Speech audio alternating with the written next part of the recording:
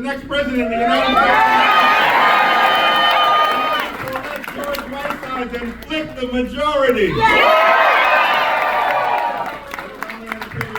Of course, with all of you, with George and with Kip and Ricardo and Juan and all of my distinguished colleagues in government, each and every one of you. This is a critically important election. I've been on the road for much of this month. I started out, I was in Phoenix, Arizona. I went from Phoenix, Arizona to Portland, Oregon to Los Angeles, to Albuquerque, New Mexico. Albuquerque, New Mexico, back home to Brooklyn for a day. New Haven, Connecticut, back to New York to the Lehigh Valley in Pennsylvania, the Lehigh Valley to Ohio and Akron, Ohio on Friday to Little Saigon and Orange County yesterday. But it's good to be in the Antelope Valley.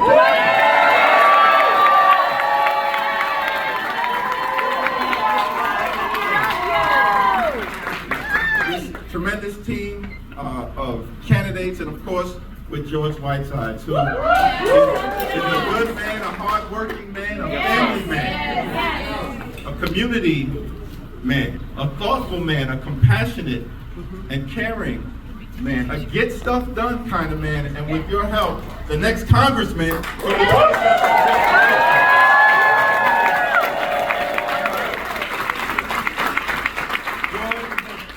exactly the type of public servant that we want in Washington, D.C. He will work hard on your behalf. Yes.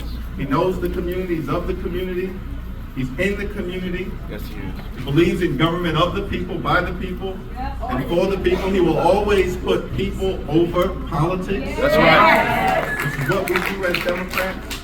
He'll fight, of course, for lower costs, for better paying jobs, for safer communities, of course, to defend our democracy, to protect and strengthen Social Security and Medicare. That's right. And he will always stand up for a woman's freedom to make her own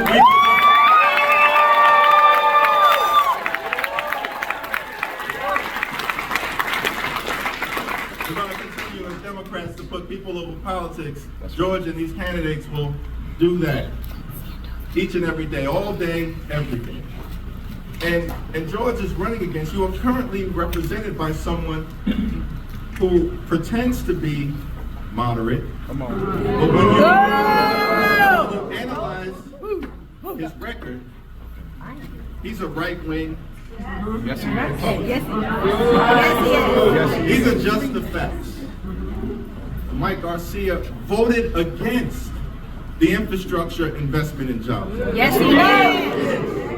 Bringing back millions of good-paying union jobs to the Antelope Valley and all across the country. He voted for, Mike Garcia voted for a nationwide abortion ban. Yes, he did. Yes, he did. Mike Garcia voted to prohibit access to IVF and fertility treatment. Yes, he did. Mike Garcia voted to end Social Security and Medicare as we know it. Mike Garcia voted against certifying the election. Yes, he did. And tried to undermine the ability of both Joe Biden and Vice President Harris to serve all of you. Mike Garcia votes, if you can believe this one, with Marjorie Taylor Greene 80% of the time. Wow. So here's the thing. Here's the thing. Mike Garcia is out of touch. Mike Garcia is out of control. And with your help, on November 5th, Mike Garcia is going to be out of office.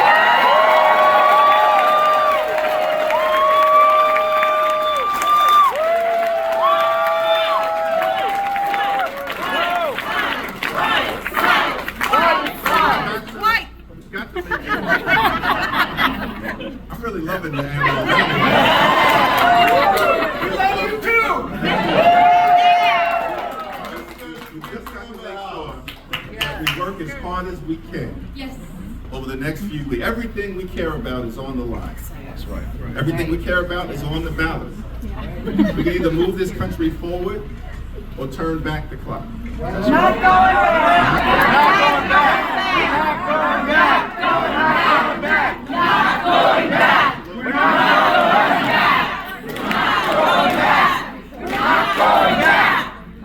going back. I kind of feel like I'm back at the Democratic National. But I'm thankful for your energy, for your excitement, for your enthusiasm. We need it That's right. at this moment in terms of making sure we can continue to build an economy that works for everyday Americans, that we can grow the middle class, that we can help out people in the Antelope Valley, which is what George will do, who are struggling to live paycheck to paycheck. Make sure everybody has access to the American dream of a high quality education for your children and your grandchildren.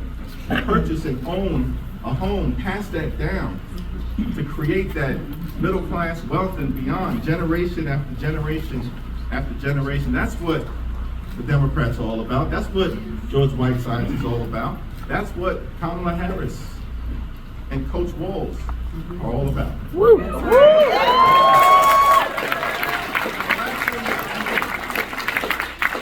addition to all of the issues on the economy, on freedom, on justice, that are going to be important in this election, we also know that democracy is on the ballot. And people say, well, you talk about democracy, and what democracy is really about your ability to determine your future, your family's future, your community's future, as opposed to things like Trump's Project 2025, where they want to exercise extreme MAGA Republican control over your lives. That's why they want to undermine democracy. They want to take away your ability to determine your destiny, your fate, your future, and that of your family. I know this firsthand. You know, I mentioned earlier, I'll close with this observation, that Mike Garcia voted against certifying the 2020. Yes, he did. That was an incredible thing to me. I was on the floor that day on January 6th. At the time, I was the chair of the House Democratic Caucus, so that made me the number 5 Democrat in the Congress at the time. I say that because I had the honor of being seated in the leadership section. And so I was right next to Steny Hoyer, who was the number 2 Democrat at the time, the House Majority Leader, and Jim Clyburn, the great Jim Clyburn. He was the whip at the time, the number 3. My good friend Catherine Clark, she was the number 4 Democrat at the time. Right now, she's the minority Democratic whip. She's a great leader, but she was off campus. So I was right next to Steny and Clyburn. Speaker Pelosi was seated up front at the rostrum. And I'll never forget, I remember it like it was yesterday. All of a sudden, in the middle of the debate, when Garcia and others were fighting to decertify an election that Joe Biden had legitimately won, in the middle of that debate, the mob, the sergeant at arms interrupts the debate. He says, the mob has breached the Capitol. They're on the 2nd floor, a few steps outside of the House chamber. So be prepared to hit the ground and secure the gas masks that are underneath your seats. I gotta be honest, y'all, at the time I had been in Congress for a little over 4 terms. I had no idea there were gas masks. I'm sure that works every So I'm thinking to time. myself, well, damn, this is a situation. I know it's Sunday, but damn is in the Bible. And then I see Speaker Pelosi aggressively removed by the Capitol Police, by her security team from the rostrum. And then the next thing you know, I see the security team come up and they remove Steny Hoyer, House Majority Leader. And then they come right up next to me and they say to the great Jim Clyburn, sir, you have to leave now. With such urgency in their voice. And as I mentioned, my good friend Catherine Clark, she was off campus, so I'm there. Hakeem Jeffries, chair of the House Democratic Caucus, number 5 Democrat at the time. I see Speaker Pelosi, she's number one, she's removed.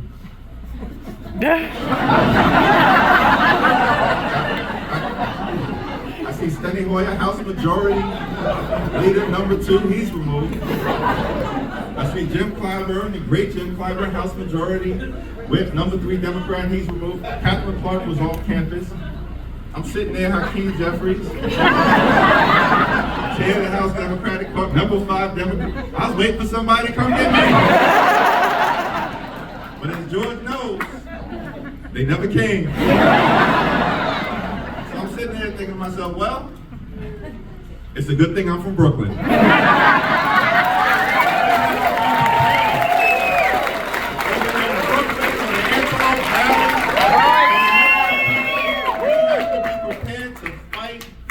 Democracy. That's right. Fight for our families. Fight for our future. Fight for our freedom. I tell you that story not because the most important thing that happened that day was that we were temporarily run off the floor of the House of Representatives. No. Consistent with the resilience, the heart, the soul of the American people, what all of you in this room today represent. On your behalf, we came back to the Capitol. Yes, you We did. completed our work.